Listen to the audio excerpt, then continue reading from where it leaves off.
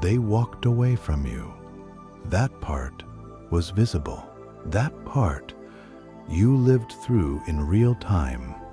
The moment the distance became official, the moment the silence stopped being temporary and started feeling permanent. What you couldn't see, what they made absolutely certain you couldn't see, is what happened the moment they were alone. Because in the quiet that followed, in the hours when there was nothing left to distract them from themselves, something inside them turned around, something deep, something beyond the reach of the decision they had made, walked right back to you, not to your door, not with a message, not with an explanation that would make any of this easier to hold, but in the silence of their own mind, in the unguarded moments before sleep, in the spaces their constructed narrative could not fully cover, they came back to you every single night, without exception. This is not the story they are telling. It may not even be the story they are telling themselves, but it is what is happening underneath the story, in the layer that exists below intention, below strategy, below the carefully maintained appearance of someone who made a choice and is living comfortably inside it. Because here is what most people never understand about someone who walks away. Leaving is a physical act. It is not a psychological completion. And those two things are separated by a distance that can only be measured in the interior, in the sleepless hours, in the dreams that return without permission, in the specific quality of absence that follows a person who left something real behind without resolving it first. Right now, they believe the decision is done, and on the surface, it appears that way. But the part of them that made that decision is only one layer of who they are. The controlled layer, the defended layer, the part built to manage exposure and minimize the risk of being fully known. Beneath it, something else is running entirely. Something that did not agree to the departure. Something that has been in quiet revolt since the moment the distance was established. And that part of them, the deeper part, the part that recorded what was real between you without distortion or negotiation, it has no interest in honoring the surface decision. It keeps going back to you because it was never convinced. This did not find you by accident. Something in you already knew this before you had the language to say it clearly. Your instincts have been carrying a truth that your logic kept trying to override, kept trying to make more manageable by reducing it to hope or wishful thinking. But it was never just that. It was attunement, the specific kind of inner knowing that forms between two people whose emotional worlds made genuine contact, even when everything visible suggested otherwise. They are not at peace right now. They are carrying something they cannot put down, no matter how far they walk from the source of it. And the weight of what they are carrying has your presence woven through the center of it in a way that distance has not diminished. It has only made it harder to ignore. What you are about to understand will not just explain why they keep returning in the privacy of their own mind. It will change how you see the entire psychological structure underneath this connection, including what it is revealing about you. If you are still here, you already sense that what follows goes further than reassurance. Most people will move past content like this, not because it doesn't reach them, but because it reaches them too precisely, too close to something they are not ready to fully look at. If something in these first moments is already landing somewhere specific inside you, subscribe to Carl Jung Psychology right now and turn on notifications. What comes next is not just an explanation of their behavior. It is a map of a dynamic that has been shaping both of you in ways neither of you has fully seen yet. Now, here is what is actually happening inside someone who leaves before they are ready to let go. The mind does not release what it has not resolved. This is not a poetic idea. It is one of the most documented and consistent findings in psychological research. The principle that incomplete emotional experiences do not simply fade with time. They remain active. They continue demanding the attention and resolution they were never given. And when a connection ends without the kind of closure that would allow both people to genuinely move forward, the emotional residue of that connection does not dissolve into the past. It relocates. It moves from the space between two people into the interior of the person who left. And now they are alone with everything that was never finished. Alone with the feelings they suppressed, the words they chose not to say, the moments they held back from, with no external reference point against which to process any of it. They thought distance would bring relief. In the early days, it may have felt that way. The initial numbness that follows any significant emotional severance can be deceptive. It can feel like peace, like finally being able to breathe. But it is not peace. It is the temporary quiet before the internal reckoning begins, before the mind starts running back through everything, before the questions arrive without answers, before the specific emptiness of your absence becomes more present than anything currently filling their days. Because absence does not erase feeling. In most cases, it amplifies it. The things they kept contained while they were present. The moments they chose restraint over honesty. The feelings they managed rather than expressed. The versions of themselves they kept from you to stay protected. None of that stays suppressed in the silence that follows. It surfaces. It plays on repeat. It demands the attention it was denied when proximity still made avoidance possible.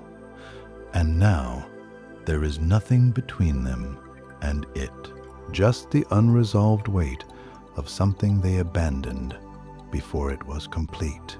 This is where Carl Jung's understanding of the deeper mind becomes impossible to ignore, because Jung recognized something about human psychology that most people spend their entire lives circling without ever fully confronting. He understood that the conscious mind, the part that makes decisions, constructs narratives, manages external behavior, is only a fraction of what is actually operating inside a person at any given moment. Beneath it runs something far older, far more powerful, and almost entirely beyond their conscious control. Jung called it the unconscious, and the unconscious does not care about decisions made by the ego. It does not honor distance. It does not respect departure. It only knows what it recorded, the unfiltered emotional truth of every exchange, every real moment, every time something genuine passed between two people who both felt it and neither fully acknowledged. That record does not get erased when someone walks away. It gets archived, and then, in the stillness that follows, when the distractions run out and the defenses finally drop, the archive opens, and they live through it again, not because they want to, because the unconscious insists, because the psyche has an inherent drive toward completion. toward finishing what was started, toward resolving what was left open, and a connection that ended without resolution is, to the unconscious, still in progress.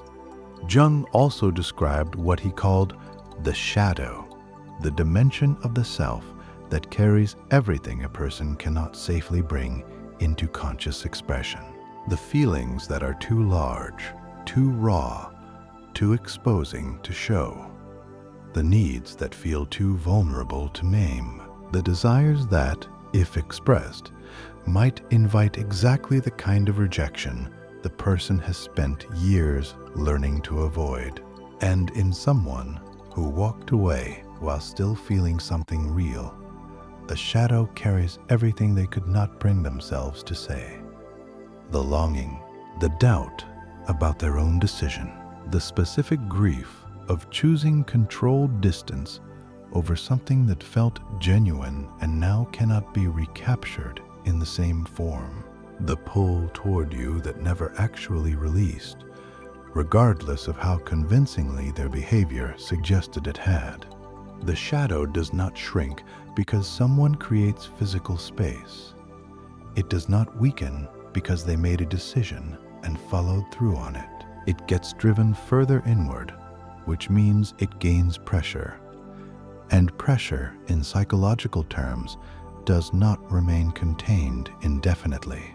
It finds expression in the dreams that keep returning without explanation, in the inexplicable restlessness that follows them through ordinary days, in the flatness that settles over experiences that should feel satisfying but somehow don't, in the particular kind of emptiness that arrives in the evenings and refuses to identify its source. They may not call it missing you.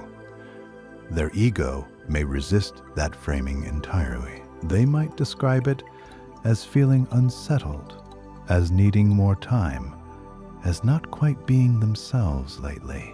But beneath every one of those descriptions is the same origin point, the thing they walked away from that their unconscious will not categorize as finished. And this is costing them something daily. The sustained energy required to maintain a constructed distance from something the deeper mind keeps reaching toward. Jung was precise about this cost. Living at a significant distance from one's own inner truth does not produce freedom. It produces a specific kind of depletion, a quiet, accumulating exhaustion that shows up as disconnection from meaning, from pleasure, from the sense that life is moving in a direction that feels genuinely true. And here is where this becomes relevant to you in a way that goes beyond simply understanding them.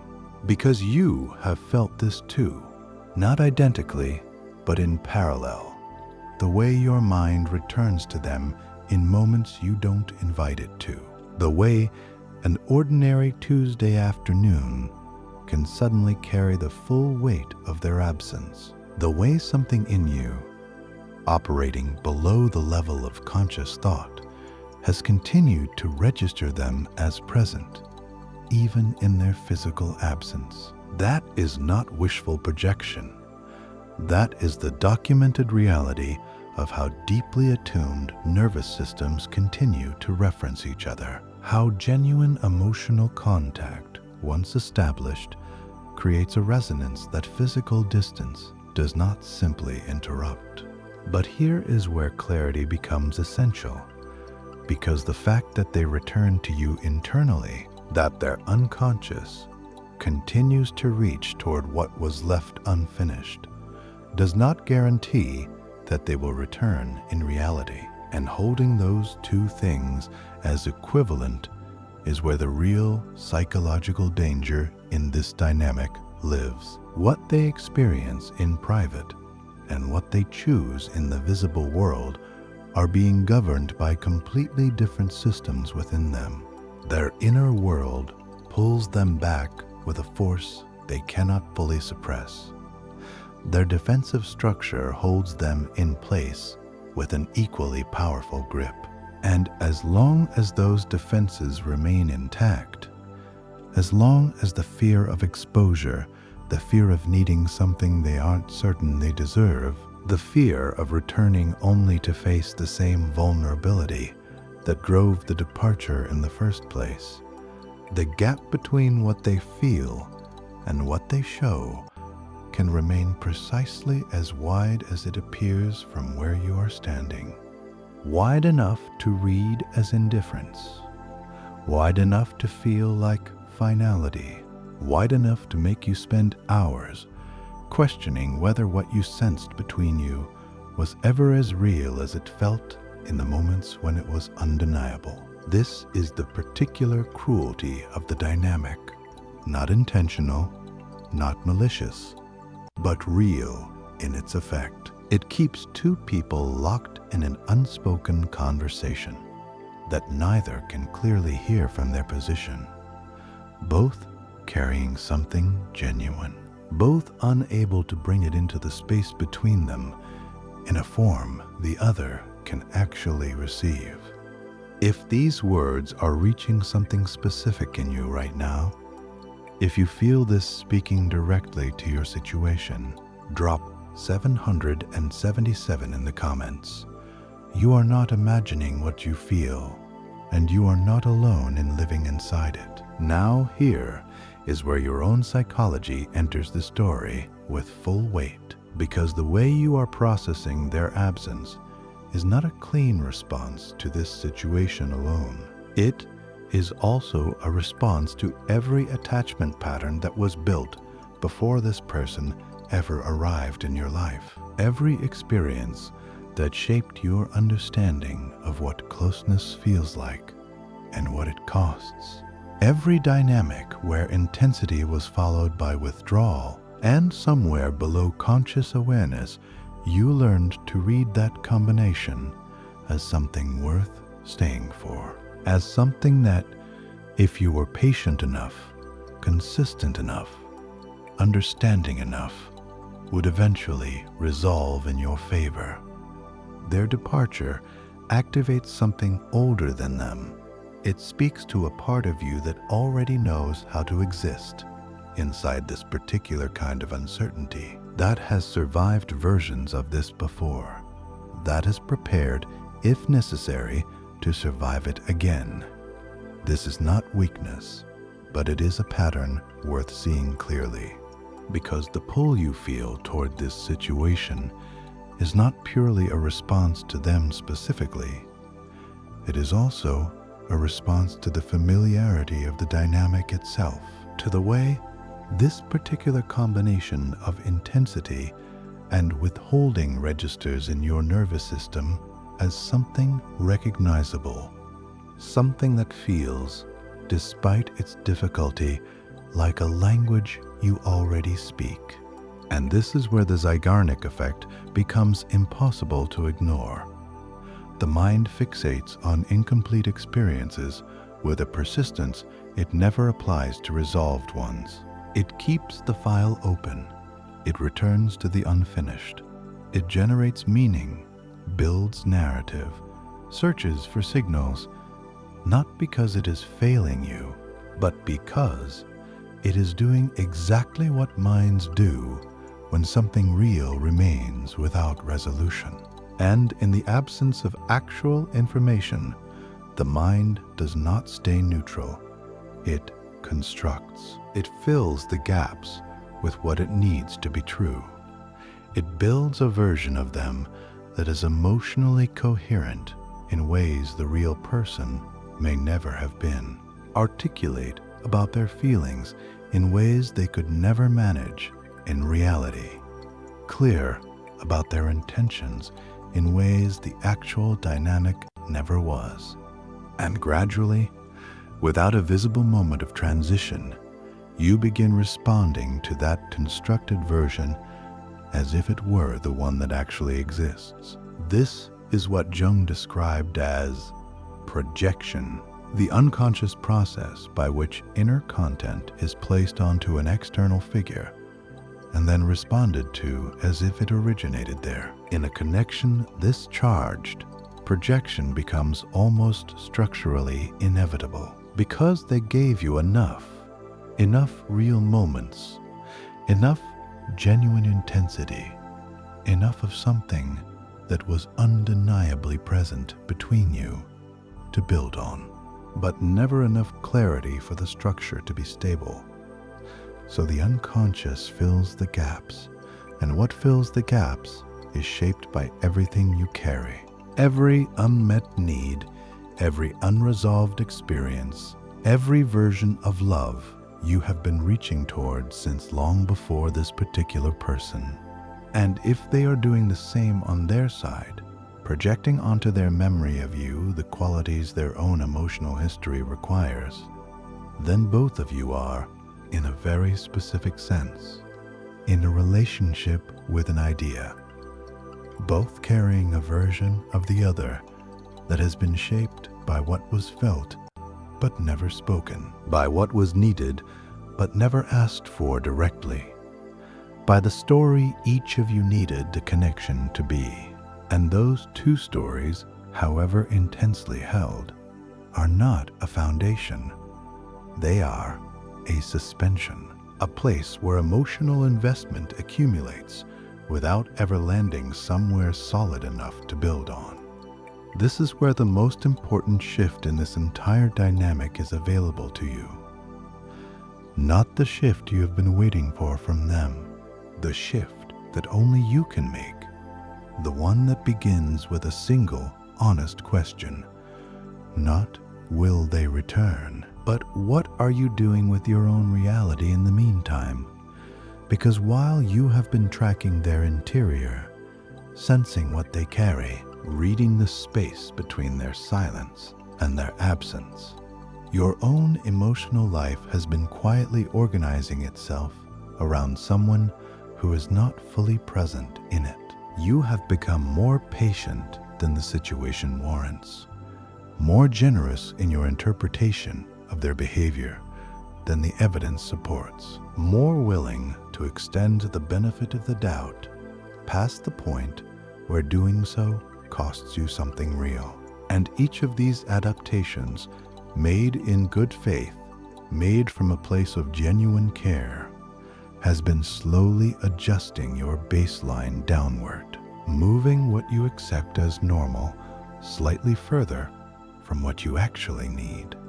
This is what unresolved connection does over time when it is held without resolution. It does not stay still. It erodes clarity. It gradually reshapes the internal landscape in ways that are almost invisible while they are happening, and painfully visible only in retrospect. Jung's concept of individuation is directly relevant here. Individuation, the process of becoming fully and authentically oneself, requires precisely this kind of honest confrontation with pattern. It requires the willingness to look at what you are repeating, not with judgment, but with the kind of clear-eyed recognition that interrupts unconscious cycles. Because the cycle will not interrupt itself, the pattern will not dissolve on its own. The dynamic will not shift simply because enough time has passed. It shifts when one person in it decides to see it with full clarity and respond from that clarity rather than from the hope that something will eventually change, without either person having to do anything difficult. And here is the final truth that everything in this journey has been building toward, the one that requires the most honesty to hold and the most courage to act from. They may be burning for you every night. Their unconscious may be in full revolt against the decision their surface made. The shadow may be carrying everything they never said with a weight that grows heavier rather than lighter as time moves without resolution. The compensatory function of their deeper mind may be working overtime to restore contact with what was suppressed. All of that can be entirely, completely true. And it still may not be enough. Not because the feeling isn't genuine, but because feeling, without the courage to express it, without the willingness to be vulnerable enough to act on it, to return not as the person who left, but as someone who has faced what drove the departure. Feeling like that exists only for the person who holds it. It does not reach you. It cannot sustain you. It gives you nothing you can actually hold in your daily life. A fire that burns only in private does not warm the person standing in the cold outside. The most significant psychological shift available to you in this moment is not contingent on their decision. It is not waiting for their return or their admission or their eventual willingness to bridge the gap between what they feel and what they show.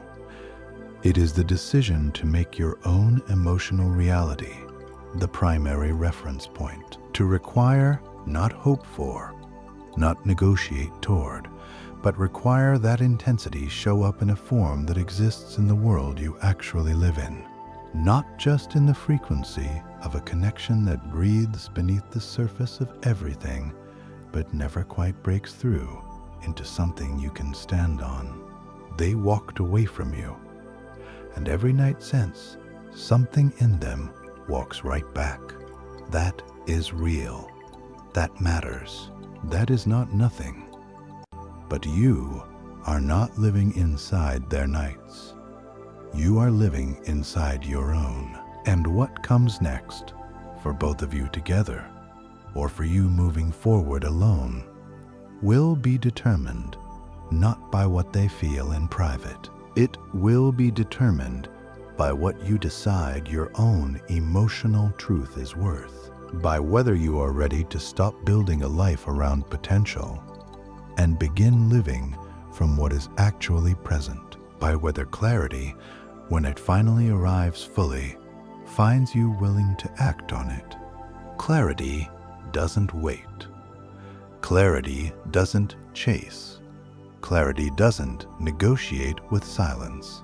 Clarity decides, and decision, not patience, not hope, not the endurance of another season of uncertainty, is what finally breaks the loop.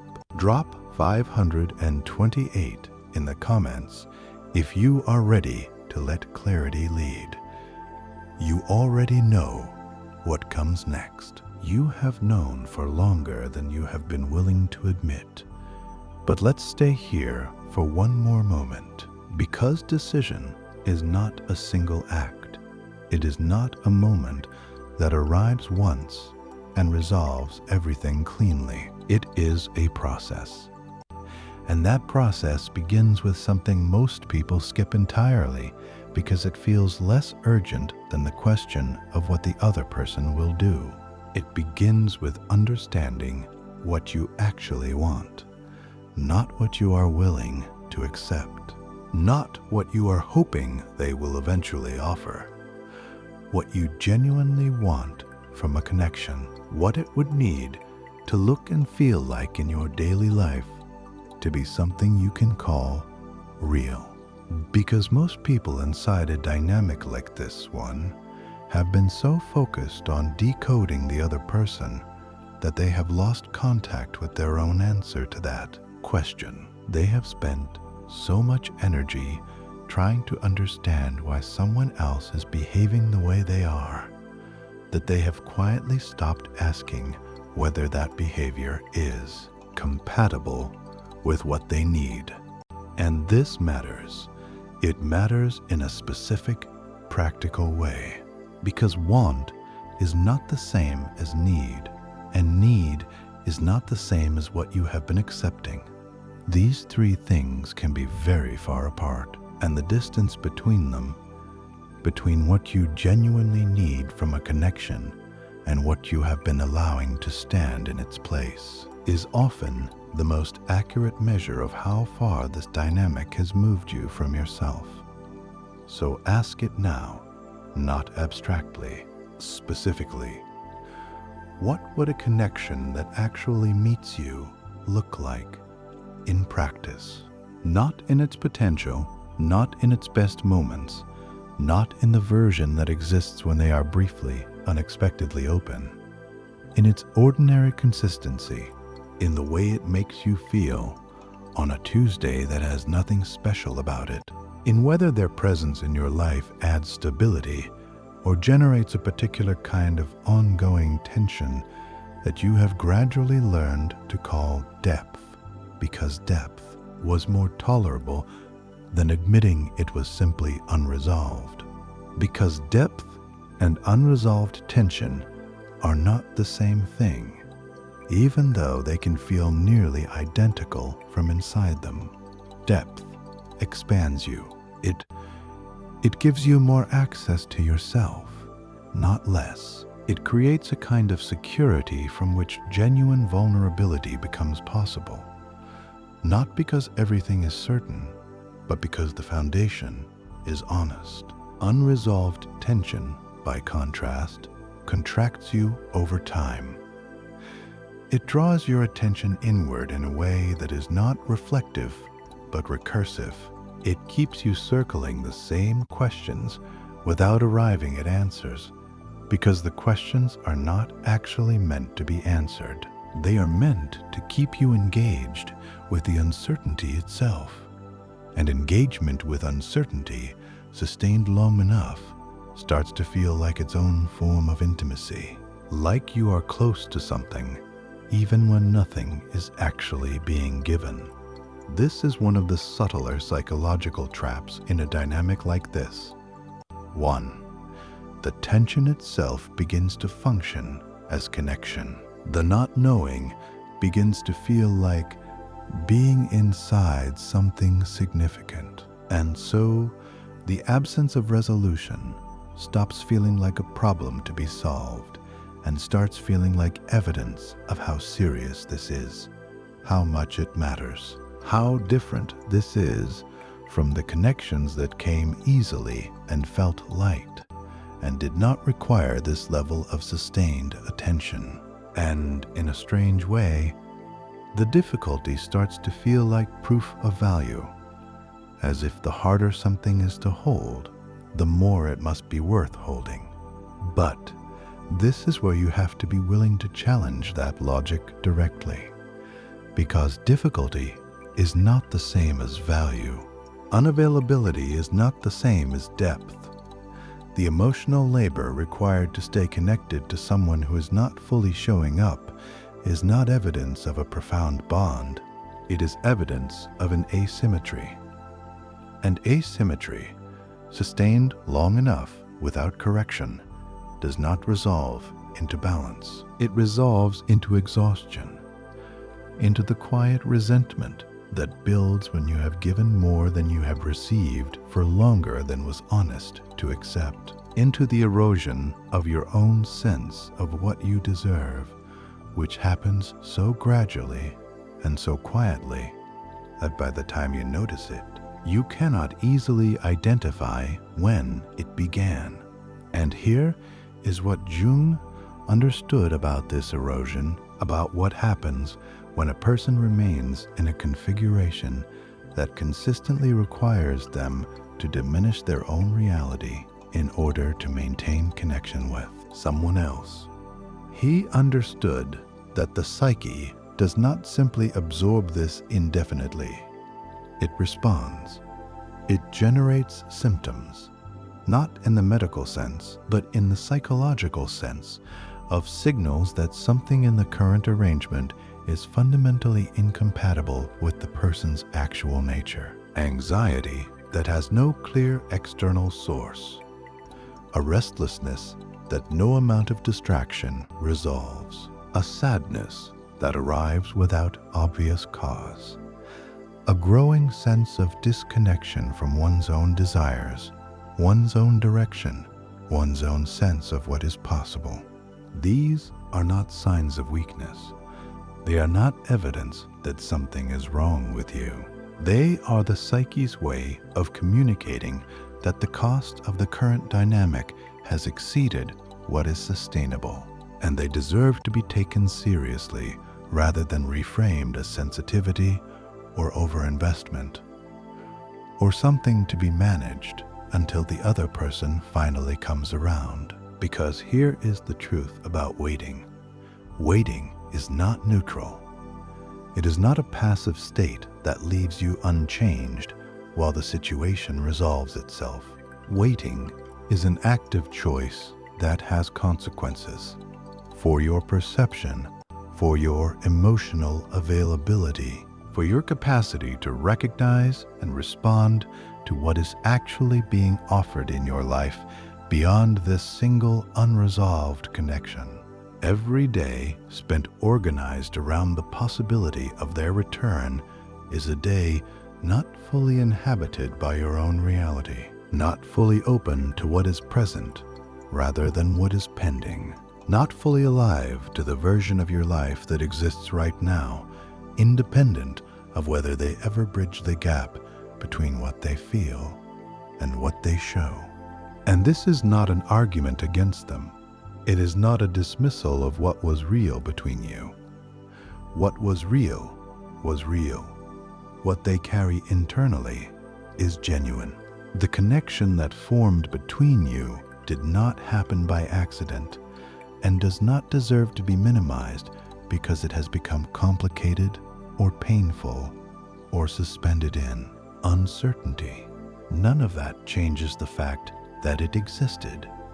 None of that makes what you felt less valid or less significant. But real feeling in the past tense or the private tense cannot be the foundation of a present life. You cannot build your days around the interior experience of someone who has chosen to keep that experience interior. You cannot sustain yourself on the warmth of something that is being felt but not expressed, carried but not offered, present in private but absent in the shared reality where your life is actually taking place.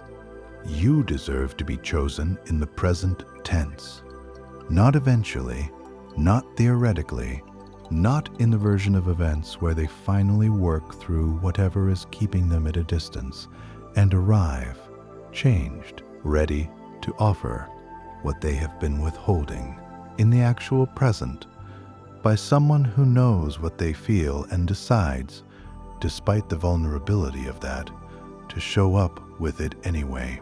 That is not an impossible standard. It is the minimum that any genuine connection requires to move from the realm of feeling into the realm of reality. And it is the standard you are allowed to hold without apology, without softening it in deference to their difficulty, without reducing it to accommodate the limitations of someone who has not yet found the courage to match what they feel with what they do. They walked away from you, and every night, in the silence of their own interior, they walk right back. That may be true for a long time. That may never fully stop being true. But you are not required to remain suspended in the space between their departure and their eventual return. If that return ever comes, and in whatever form it takes when it does, you are allowed to move. You are allowed to build. You are allowed to stop organizing your emotional life around an outcome that is entirely in someone else's hands and start directing that energy towards something you can actually shape, something that responds to you, something that grows when you give to it, rather than retreating further when you reach. The loop breaks when one person decides it does, not when both people are ready, not when circumstances align. When one person, you, chooses clarity over the familiar comfort of staying suspended in what could be. That person is you. That moment is available right now. And the version of you that exists on the other side of that choice is not smaller for having let this go. It is larger, more intact, more fully its own. Drop 111 in the comments if this reached you where you needed it most. And if you are ready to stop waiting for someone else's interior to become your exterior reality, you already know what comes next.